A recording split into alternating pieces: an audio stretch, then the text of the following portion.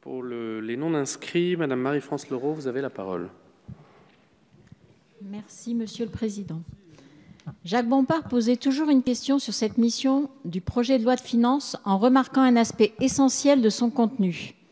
C'est sans doute la seule mission budgétaire que les Français seraient ravis de voir très largement réduite. Il noterait en effet que dans ce projet, la lutte contre l'immigration illégale représente à peine 1/10 des sommes allouées à la garantie du droit d'asile. 222 millions d'euros pour l'ADA, alors que les demandeurs d'asile déboutés restent indéfiniment sur le territoire national.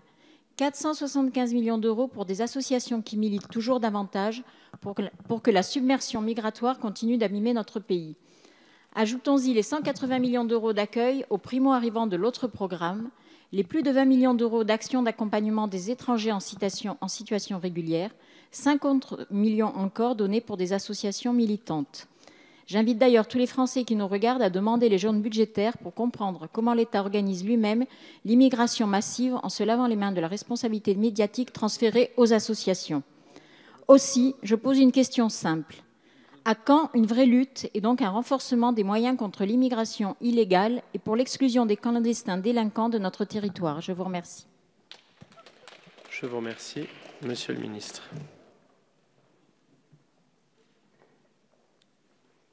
Madame la députée, comme j'ai eu l'occasion de le dire, nous essayons de mener une politique équilibrée qui accorde l'asile à celles et ceux qui peuvent y prétendre parce qu'ils sont réfugiés des théâtres de guerre ou bien victimes dans leur pays de persécutions politiques.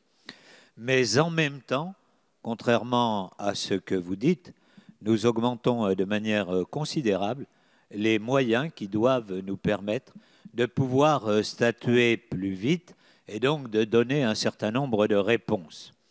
Nous augmentons, je le rappelle, donc le nombre de postes de l'OFII de 35 titulaires, 35 vacataires, l'OFPRA plus 15 ETP, la CNDA plus 51 personnes pour la création de 2 chambres.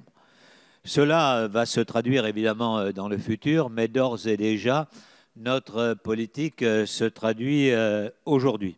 Puisque lorsque je compare les chiffres de septembre 2017 par rapport aux chiffres de 2016, je m'aperçois que pour les éloignements, nous sommes en augmentation de plus 6,5%, que pour les éloignements forcés, nous sommes en augmentation de plus 11%, que pour les dublinés, nous sommes en augmentation de 124%.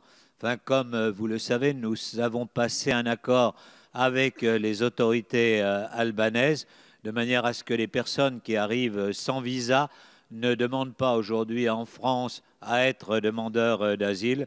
Et donc, sur les retours en Albanie d'un certain nombre de personnes, c'est plus 30% d'éloignement, plus 25% d'éloignement volontaire. Vous voyez que nous agissons sur les deux côtés de manière équilibrée.